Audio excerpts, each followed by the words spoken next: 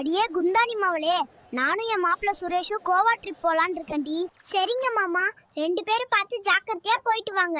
என்னடி பார்த்து போயிட்டு வான்னு சொல்ற? இந்நேரம் சத்தம் போட்டு ஊரையே கூப்பிட்டுருப்பியே. டேய் முட்டா பையலே, நீ இதுதாண்டா 10 வருஷமா என்கிட்ட சொல்லிட்டு இருக்க, இன்னும் போக காணோம். அடுத்த ஜென்மம் உங்களுக்கு எப்படி இருக்கணும்? அடுத்த ஜென்மம்னு ஒண்ணு இருந்தா அதுல என் பொண்டாட்டி ஆம்பளையா பிறக்கணும், நான் அவளுக்கு பொண்டாட்டியா பிறக்கணும். புருஷனா இருக்கிறது எவ்வளவு கஷ்டம்னு காட்டணும், நான் அவளை வேற லெவல்ல பழி வாங்கணும்.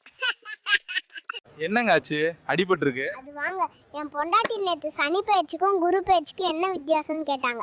அதுக்கு நான் சொன்னேன், உங்க அம்மா வீட்டுக்கு போனா அது சனி பயிற்சி, அதுவே வரும்போது உன் தங்கச்சியை கூட்டு வந்தா, அதாண்டி கண்டு குரு பயிற்சின்னு சொன்ன போட்டு பொழந்துட்டாங்க.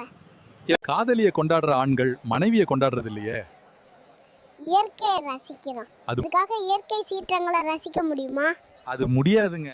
நீங்க வேணா, நீ செஞ்ச சாப்பாடு சரியில்லைன்னு சொல்லி பாருங்க, அப்ப வரும் பூகம்பம் நினைச்சாலே பதறுதுங்க. பேபி, பொண்டாட்டி கிட்ட சண்டை வந்தா என்ன பண்ணணும்? பொண்டாட்டியோட சண்டை வந்தா முதல்ல செருப்பை தேடுங்க, கிடைச்சதும் காலில் மாட்டிட்டு வெளியே கிளம்பிடுங்க. பேபி அப்படி சொல்ற? செவுத்துக்கிட்ட சண்டை போடுறதும் பொண்டாட்டி கிட்ட சண்டை போடுறதும் ஒண்ணுதாங்க. என்னை ஏமாத்த முடியாது, உண்மையான காரணத்தை சொல்லு. பொண்டாட்டி கிட்ட அடி வாங்கி பாடி தாங்க மாட்டேங்குது. இப்ப இருக்க ஜெனரேஷன் பொண்ணுங்களை பத்தி சொல்லுங்க. ஒரு பொண்ணை பெக்க வேண்டியது, ரவுடி மாதிரி வளர்க்க வேண்டியது, ஒரு அப்பாவி பையன் கல்யாணம் பண்ணி கொடுத்தா அவனை பாடாப்படுத்த வேண்டியது, அப்புறம் அவன் சோழியை முடிக்க வேண்டியது. அப்புறம் பேபி, கேரளா பொண்ணுக்கும் தமிழ்நாட்டு பொண்ணுக்கும் என்ன வித்தியாசம்? பூவுல கோலம் போட்டா அது கேரளா பொண்ணு, பூவே வந்து கோலம் போட்டா அது தமிழ்நாட்டு பொண்ணு. கேரளா பொண்ணுங்க சிரிச்சா அழகா இருப்பாங்க, தமிழ்நாட்டு பொண்ணுங்க முறைச்சாலே அழகா இருப்பாங்க.